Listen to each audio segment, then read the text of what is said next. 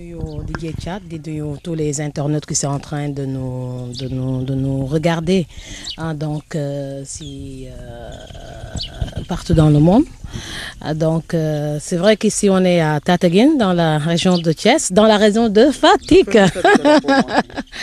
Dans la région de Fatick.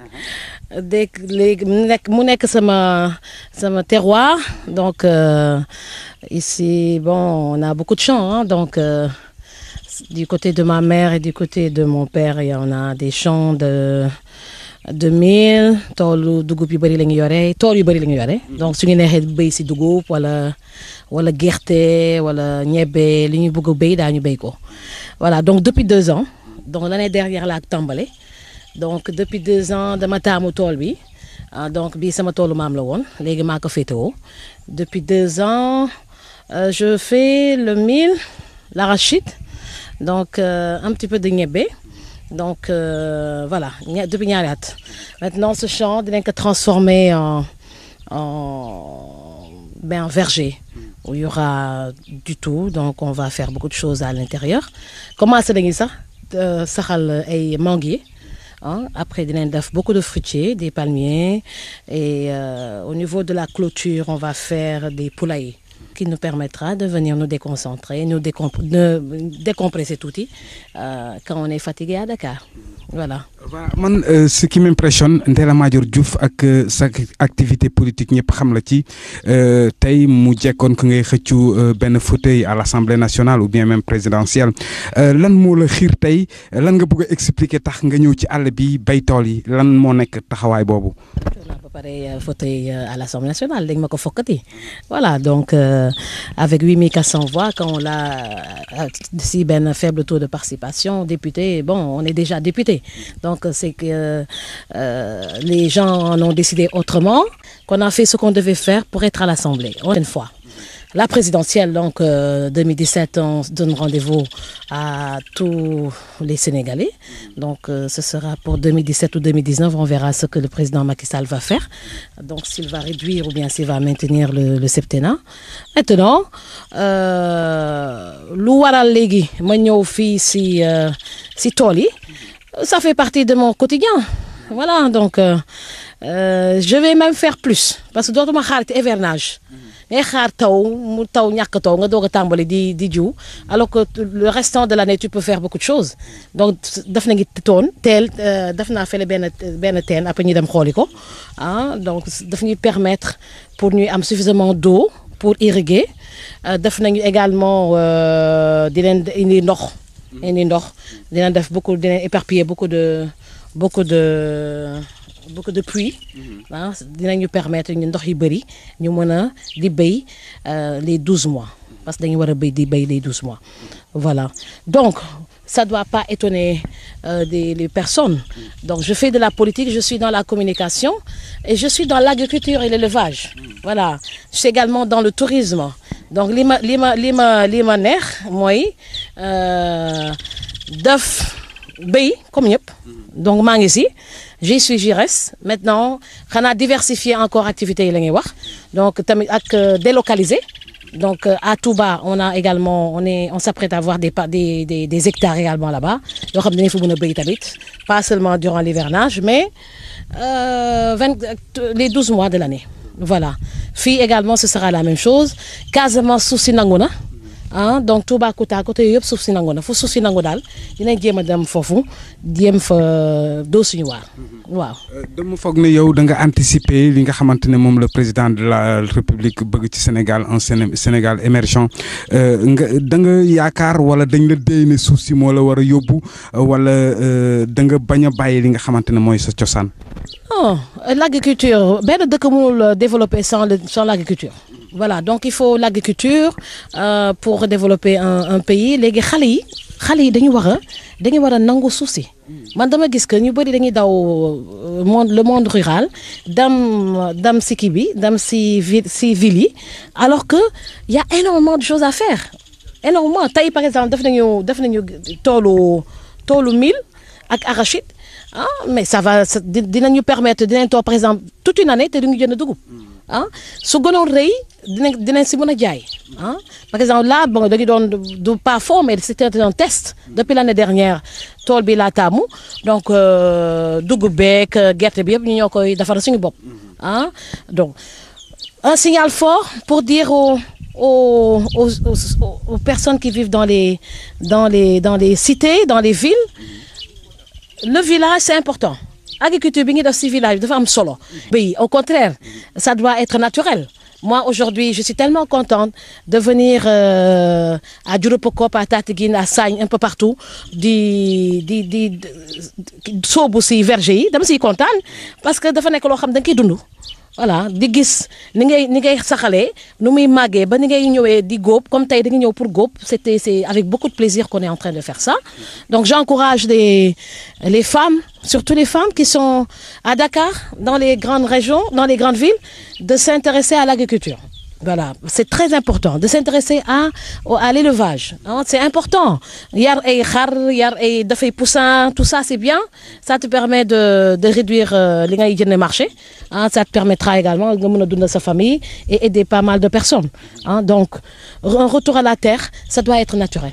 Voilà, ça doit faire partie du programme quotidien de la personne.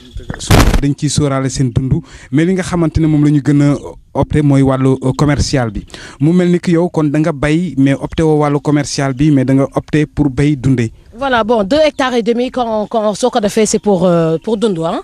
Voilà, maintenant, si on veut vendre, il faudra faire des cinquantaines d'hectares, hein, beaucoup d'hectares. Et puis là, avoir beaucoup de tracteurs pour pouvoir bien cultiver la terre et commercialiser, vendre et exporter. Mais là, bon, ces 2 premières années, c'était surtout par plaisir et pour montrer à soi-même qu'on peut diversifier les activités, quitter les studios, quitter l'arène politique, venir en pleine brousse et cultiver la terre.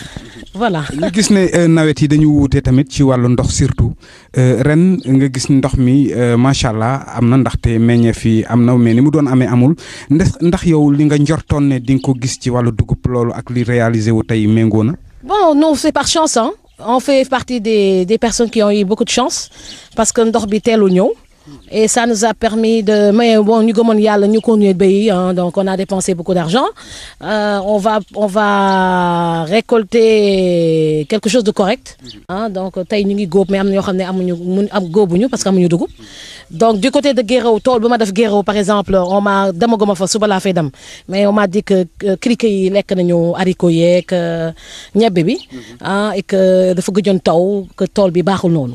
Mais fii moom bon y a eu beaucoup de pluie tardive qui nous a permis quand même de sauver la récolte. Voilà.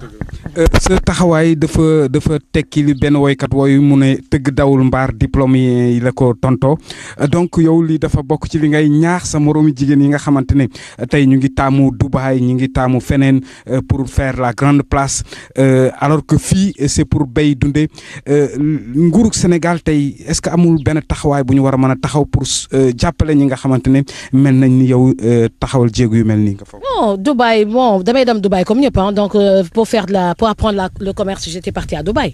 Et jaay dugg ci import-export, transitaire, port, génne conteneur, tout ça j'ai appris. Hein, donc parce qu'il faut diversifier ses activités. Maintenant bii dafa nekk benn domaine boo xam ne xawuma ko woon bu baax.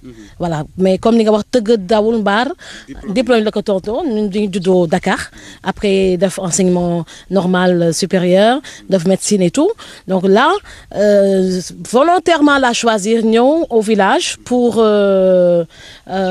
cultiver la terre et voir lan la béykat yi di yan jafe-jafe la ñuy jànkontoo.